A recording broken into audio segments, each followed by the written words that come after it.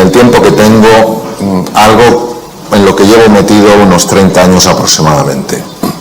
Hoy en día el mindfulness es algo que está muy de moda, es algo que, bueno, pues que es muy conocido, sobre todo por los grandes descubrimientos de la medicina, que exploraremos algunos.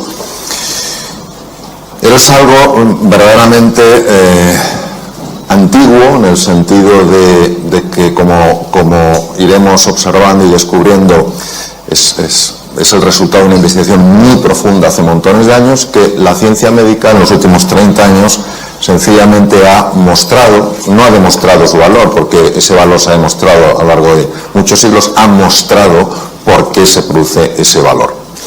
El doctor Benson fue mi primer maestro y fue el primer científico a nivel mundial que se interesó por el mindfulness. El Occidente rechazaba todo lo que es la meditación. El origen de la palabra mindfulness es del lenguaje Pali. Pali es el que hablaba Buda, aunque muchos escritos están en sánscrito, su lenguaje coloquial, igual que el de Cristo, era el arameo, el de Buda era el Pali. Pali es Sati, y Sati quiere decir estar en el presente para ver las cosas como realmente son, no como te parece que son, como realmente son. Por ejemplo, esta mesa, ¿verdad que la vemos como sólida? Esta mesa fundamentalmente es hueca, pero eso la percibimos como sólida. ¿Por qué? Porque los átomos, para que os hagáis una idea de lo que es un átomo tendría, si hacemos una comparación, un átomo sería un balón de reglamento colocado en el centro de Londres, y la corteza, que fundamentalmente es un espacio vacío con algún electrón dando vueltas, sería todo Londres, una ciudad que tiene 50 kilómetros de diámetro. Entonces, fundamentalmente hueco, pero en nuestra percepción lo vemos como sólido.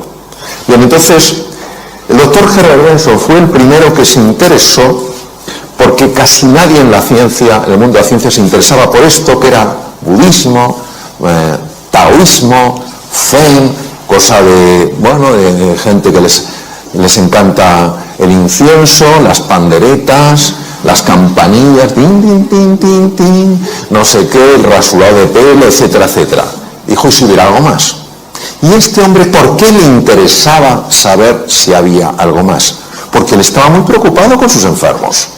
Él, como cardiólogo muy reconocido en la Universidad de Harvard, se encontraba con el problema de que había muchas personas que tenían hipertensión arterial y que la medicación no era suficiente. De repente se enfadaban con alguien y se disparaba su tensión. Y claro, si te dispara mucho la tensión, ese es el problema que puedes tener.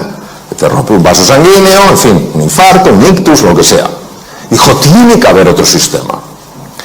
A ver, ¿qué pasa cuando uno se hace una pregunta e insiste en su pregunta? ¿Qué pensáis que pasa?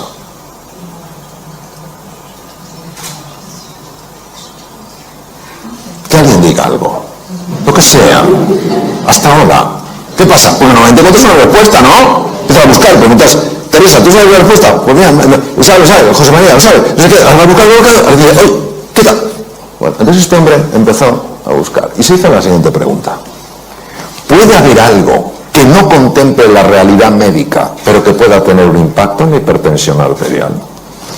¿Puede haber algo que tenga la capacidad de mejorar la función cardíaca, de proteger al corazón y que sea desconocido por la ciencia médica? Es decir, en la realidad médica, ¿qué hay? Pueden existir vacíos. Y este hombre, en aquella época, pionero a nivel mundial, el primero que hizo a nivel mundial, se fue a Dharamsala, hasta 7.000 pies de altura en la India, porque sabéis que la comunidad tibetana fue expulsada y martirizada por los chinos en el 59. Quemaron 6.000 de los 9.000 monasterios, esto es una cifra, y se fue allí y empezó a estudiar, con un permiso del actual Dalai Lama, empezó a estudiar qué hacían los monjes. Porque le habían llegado ideas, a través sobre todo de un libro, de que los monjes eran capaces de activar ese sistema del que hablabas tú, Santiago, que es el sistema que protege al organismo, el sistema parasimpático. Yo me acuerdo, hablando con él en su despacho, y en aquella época estaba en el Dícones en trasplante hepático, y él seguía como cardiólogo en el Dícones. Y entonces me acerqué y recuerdo que me dijo, "Man, you've got to stop the train of disturbing thoughts which enter into consciousness without being invited." Digo, ¿qué le daste, hombre? Tenemos que parar el tren de pensamientos perturbadores que entran sin nuestro permiso en la conciencia. Yo en aquel momento, un joven cirujano, interesado por estos temas, pero sorprendido, dije, ¿pero qué tendrán que ver los pensamientos en todo esto? Y él me dijo en su despacho, mira, yo entreno a los enfermos que van a cirugía cardíaca en esta metodología que aprendí en el Himalaya. Y sabes el resultado, que cuando están en la UBI, inconscientes, intubados, su corazón tiene muchos menos problemas y muchas menos arritmias que si no se han entrenado. Y lo que les altera es la mente. Claro, este fue el primero que me puso una luz delante de los ojos y dijo, ¿de qué estamos hablando? Entonces empecé a tirar del hilillo, claro. Todos nosotros, cuando estamos cómodos, cuando estamos con buena salud, cuando estamos tal cual, bueno, pues la vida transcurre, discurre y fluye. Pero llega un momento en el que aparece algo que perturba nuestra vida, una tormenta. Puede ser de salud, puede ser un desengaño, puede ser una pérdida económica, puede ser mil cosas. Aparece una tormenta en nuestra vida. Y aquí entra un patrón reactivo típico del ser humano. Pero no del Homo sapiens sapiens, sino del Homo demens. De eso que decía el príncipe Gautama Siddhartha, Sakyamuni Buda, que teníamos perturbado. De eso que hablaba Lao Tzu, que no funcionaba bien en la mente. ¿Qué ocurre? Pues que emprendemos un proceso de enfrentamiento a eso que nos pasa. Nos enfadamos, nos ponemos de los nervios, empezamos a encogernos, a empequeñecernos, notamos como el estómago se hace un nudo, nos duele la cabeza, mil cosas. Esto es lo que el profesor Hans Selye, de origen húngaro, llamaba la fase de resistencia. Es decir, o te irritas, eres un desgraciado por lo que me has hecho, es que o huyes o te haces chiquitín, te quedas bloqueado. Y el profesor Hans Selye decía que esto, con el tiempo, te podía llegar a hacer enfermar. Para que os hagáis una idea de la intuición y finura científica del profesor Selye, hoy la Universidad de Harvard, que es la pionera en el mundo en estos estudios, pionera y la que más experiencia tiene en el mundo, ha demostrado que entre el 60 y el 90%, fijaros la cifra, 60-90% de las consultas a médicos generales en el mundo occidentalizado tienen que ver con estar viviendo aquí. Curioso que en 6 años de carrera, la carrera la hice en España, aunque luego la convalidación la hice en Estados Unidos, los 6 años de carrera nadie me dijo que la tensión emocional podía generar enfermedad. 60-90%. Y en base a este tema, otro de los grandes científicos empezó a estudiar qué ocurría en el cerebro. Entonces, 3 estructuras, olvidar el cerebelo, que es el que está atrás, 3 estructuras que son muy importantes. La primera es la corteza prefrontal. La corteza prefrontal es la que nos permite ser eficientes en la vida. Cuando tú eres fino tomando decisiones, cuando estás entendiendo las cosas con profundidad, cuando aprendes cosas nuevas, casi, no con todo el esfuerzo que normalmente algo nuevo lleva, sino que notas que vas fluyendo, es que la corteza prefrontal funciona excepcionalmente bien. Pero la corteza prefrontal está afectada fundamentalmente por esta estructura llamada amígdala, que nada tiene que ver con estas, que es un núcleo, pues un grupo de núcleos en el lóbulo temporal, está a la altura de las orejas, de tal manera que cuando la amígdala se activa, que es nuestro detector de peligro, acordaros, estoy plácidamente, pum pum, aparece la tormenta, cuando yo la tormenta la vivo como una amenaza y me resisto a ella, luchando, yéndome para atrás o haciéndome pequeñito, cuando la amígdala se activa de esa manera, bloquea la corteza prefrontal de tal manera que ni me entero de lo que tengo que hacer, ni puedo encontrar nuevos caminos para hacer frente al desafío, ni puedo aprender cosas nuevas. En el mundo VUCA, volátil, incierto, complejo y ambiguo actual, en el que todos estamos, y que muchas personas están viviendo como una amenaza, es normal que haya caído la productividad, haya caído la creatividad y se estén dañando las relaciones interpersonales. ¿Qué se hace desde la medicina? Ansiolíticos y antidepresivos para neutralizar la amígdala. No digo que en algunos casos no estén indicados, pero ¿y si hubiera un sistema más natural para neutralizar la amígdala. Y luego otra estructura aquí que tiene forma de caballito mar, que se llama hipocampo, y el hipocampo es uno de los grandes reguladores de la amígdala. Si el hipocampo baja de tamaño, la amígdala es más activa, es decir, nuestro detector de peligro salta antes. Por ejemplo, ¿qué tal estás? ¿Por qué? ¿Entendéis? Ha saltado demasiado. Probablemente porque el hipocampo está pequeño. Os voy a dar dos cosas importantes. El hipocampo aumenta de tamaño con el mindfulness. Esto lo ha demostrado la doctora Lazar, que trabaja también en Harvard, en el Hospital General de Massachusetts. El hipocampo aumenta de tamaño con el mindfulness y también con el ejercicio físico. Las personas que hacen ejercicio físico normalmente toleran mucho mejor ciertos embates de la vida, notan que están más tranquilos. ¿Por qué? Porque su amígdala está más controlada por el hipocampo. Cuando una persona está súper tensa, súper estresada y no encuentra sus espacios de calma, esos espacios de silencio, baja el tamaño físico del hipocampo porque mueren neuronas y la amígdala se enloquece, entonces se vuelve una persona más reactiva.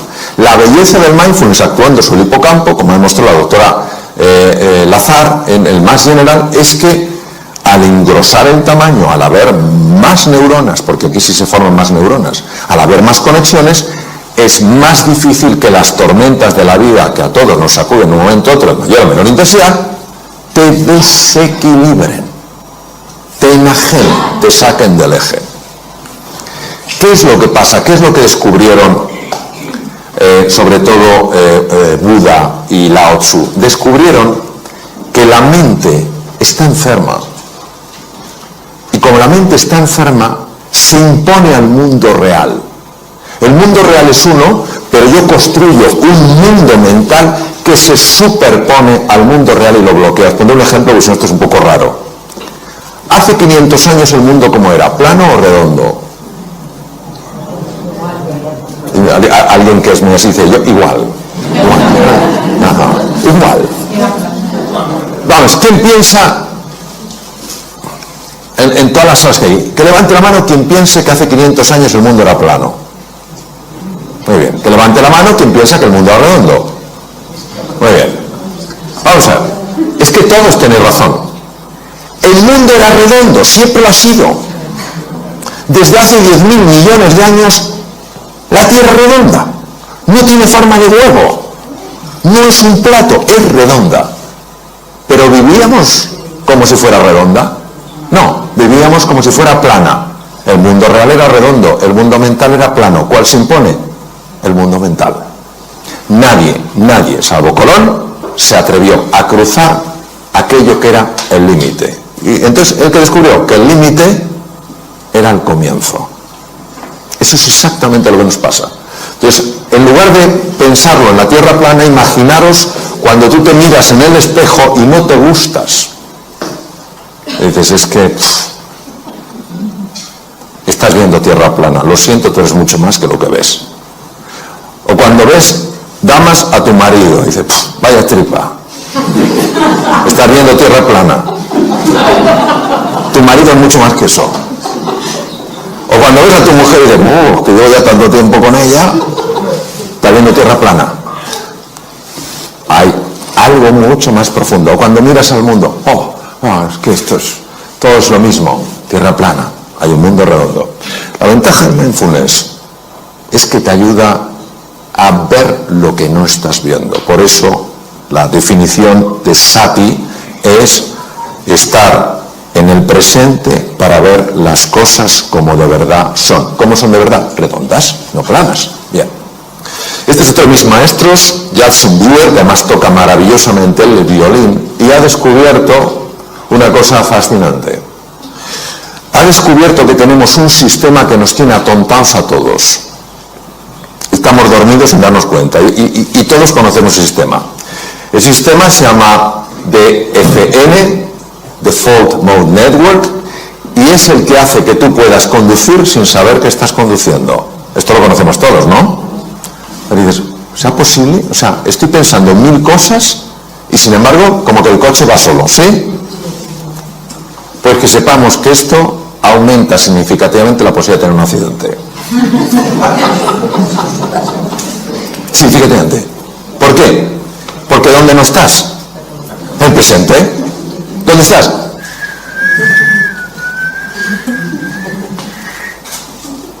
Jason Brewer es psiquiatra y es neurocientífico. Estudiando con electroencefalografía y con resonancia funcional magnética, ha observado que hay un circuito que es el que hace que vayamos en piloto automático. Pero no solo vamos en piloto automático conduciendo, estamos en piloto automático cuando estamos hablando con otro. Estamos hablando con una persona, estamos con piloto automático, porque no estamos ahí. Eso sí, dejamos la cara puesta, pero la olla no la llevamos a Camboya. La cara se queda. Como cuando vamos en el coche. La cara está, las manos también, pero tú no estás. Y él se ha dado cuenta que con la práctica del mindfulness es espectacular su trabajo. Con la práctica del mindfulness se consigue reducir la intensidad de este circuito y activar otro circuito que es el más importante para ver las cosas como son y para tomar las decisiones que a ti te ayudan para salir adelante, para mejorar tu productividad, para ser más creativo, para ganar más dinero, para ser más cariñoso con los demás. Es sorprendente porque hace 2500 años estos científicos de la mente lo intuyeron. Hoy la ciencia lo muestra. Es lo único que hace, no lo descubre, lo muestra. Desvela lo que estaba velado. ¿Qué pasa con el mindfulness? Que en el mindfulness tú al principio te ves aquí, crees que no hay nada especial, parece que solo cerrar los ojos, y entonces poco a poco, conforme vas practicando, empiezas a ver cosas que antes no veías, ni siquiera podías predecir desde aquí. Por eso, cuando una persona, le comentaste a Santiago, dice, yo lo que quiero es mejorar mi salud, yo lo que quiero tal cual, está generando una tensión que impide que veas esto. Tú estás andando esto porque quieres conocerte mejor, porque quieres comprenderte más. Y a base de hacer eso, tú vas descubriendo cosas que antes no veías. Otra de las cosas fascinantes que se ha visto con electroencefalografía es que cuando una persona está estresada, los dos lados del cerebro están enfrentados. No se hablan entre sí, no se quieren. El lado izquierdo, lo comentabas tú, Santiago, el hemisferio izquierdo es un hemisferio, es la conciencia ordinaria, es el que te permite estructurar, hacer categorías, utilizar el lenguaje, es el que te permite manejar el tiempo mental, pasado, presente y futuro. El hemisferio derecho es el que está en contacto fundamentalmente con el cuerpo, es la entrada al inconsciente, es un presente continuo, es una sensación de presente eterno, y es donde están los grandes recursos del ser humano. Pero nosotros no podríamos funcionar solo con el hemisferio derecho. De hecho, hay una mujer de Harvard que tuvo una hemorragia en el lado izquierdo, se desbloqueó el lado derecho y ella no quería salir de esa sensación, porque era tal paz, tal serenidad, tal calma, pero finalmente pidió ayuda como pudo porque ya estaba perdiendo la capacidad de poder ver los números, porque depende del hemisferio izquierdo. Tardó 8 años en recuperarse, aquella fue una rotura, una malformación arteriovenosa del hemisferio izquierdo. Escribió un libro conmovedor sobre su experiencia increíble, habiendo vivido algo sorprendente. Sin embargo, lo que hemos visto con el mindfulness es que lo que hace no es bloquear el lado izquierdo. Sí es verdad que activa especialmente el hemisferio derecho, sobre todo los lóbulos frontales, pero lo que hemos visto es que favorece el diálogo. Cuando una persona está muy tensa, fundamentalmente son ondas muy rápidas, son ondas beta, sobre todo el alto beta, que son ondas de más de 30 hercios, es cuando una persona está, pues eso, en situación de alarma, tal cual. Conforme tú vas sosegándote, cuando vas tranquilizándote, las ondas se van enlenteciendo, se van convirtiendo en ondas alfa mucho más propias del hemisferio derecho, que empiezan también a envolver al hemisferio izquierdo. Se consigue pasar a un patrón, ondas teta, donde la creatividad se dispara, los fenómenos de sanación del cuerpo son mucho más intensos, tanto a nivel físico como mental. De hecho, se utiliza para sanar heridas de personas que algo les ocurrió en la infancia y que no saben lo que es, porque algo en nuestro interior tiene la capacidad de sanar, ya lo decía Hipócrates hace 2500 años, y al ritmo delta es un ritmo muy difícil de conseguir sin quedarte dormido, porque solo muy pocas personas lo hacen. Y los monjes muy entrenados, como mi querido amigo y maestro Mathieu Ricard, consiguen algo que se llama gamma, que muy poca gente en el mundo lo puede hacer, que es un tipo de onda que no se conocía que se pudiera producir. Y son personas que están absolutamente en el presente y absolutamente en calma. Y son personas que transmiten algo brutal. Bien. No voy a contar el concepto ontológico que hablaba Santo.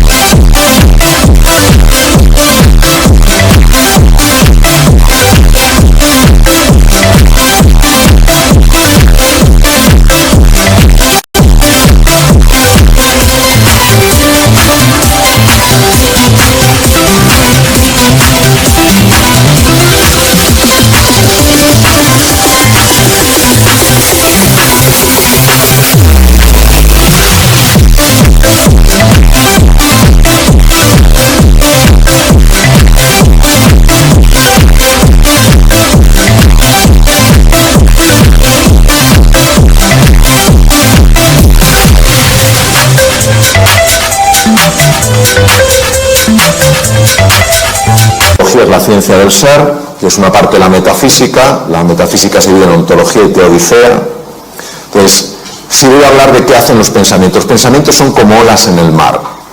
Llega un momento en que pueden ser tremendamente perturbadores. ¿Qué es lo que hace el mindfulness? El mindfulness lo que hace es, te convierte en un submarinista. Es decir, si tú estás aquí, te están los pensamientos y van como una ola. Cuando nos hemos bañado en aguas un poquito agitadas, sabéis que es que no tiene nada que hacer. La ola te iba para allá, etc. Pues igual los pensamientos. Empiezas a angustiarte por el futuro, empiezas a lamentarte por el pasado y te van para acá, para allá. Entonces, lo que hace el mindfulness es, no luches con los pensamientos, pero fijaros, eso cuando dicen, no, es que el mindfulness lo que hace es que la mente no produce pensamientos. ¡Qué tontería! La mente dualista sigue produciendo olas y tú no te enfrentas a la ola. No, yo no tendría que tener este pensamiento. No, tú lo que haces es, te metes bajo el agua. ¿Qué hacemos cuando estamos en la playa, cuando estamos nadando y viene una cojola? ¿Hay alguien que diga, ¿a qué no puedes conmigo? No, ese grado de estupidez no existe. ¿Qué hacemos todos? Nos zambullimos porque la ola pasa por encima. Por lo que hace el mindfulness es te zambulle, te mete dentro. Entonces observar que cuando estás un poquito más abajo y miras hacia arriba, claro que ves los pensamientos, claro que ves las olas, pero ya no te arrastran. Ya estás en estado de meditación, ya estás en estado de profundización. Y por eso, como el mundo mental genera tanta distorsión, al estar aquí, empiezas a notar una recuperación, una revitalización que no se puede experimentar arriba. Conforme tú vas entrando, va cambiando el patrón de ondas alfa, ondas teta, ondas delta. Llega un momento en el que empiezas a tocar, y lo digo por experiencia, el fondo del mar. Y cuando tocas el fondo del mar, esto no se puede describir, o sea, se puede describir, pero es algo de tal rotundidad que puede darte una fuerza para tomar una decisión tremendamente difícil. Te puede dar una claridad que no sabes de dónde ha salido, pero que ahora la tienes y antes...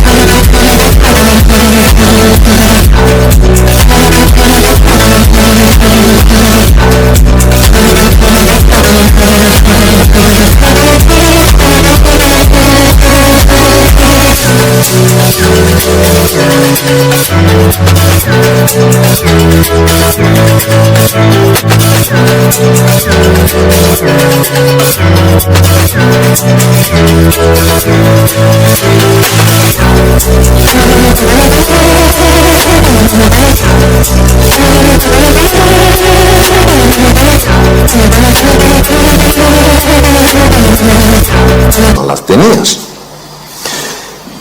Es verdad que en el fondo del mar empiezas a ver talentos que no sabías que tenías, y es verdad que empiezas a ver algo que no es agradable de ver, pero que es necesario de ver. Empiezas a ver que algunas de las cosas que más te molestan en la vida las estás provocando tú sin saber que las provocas.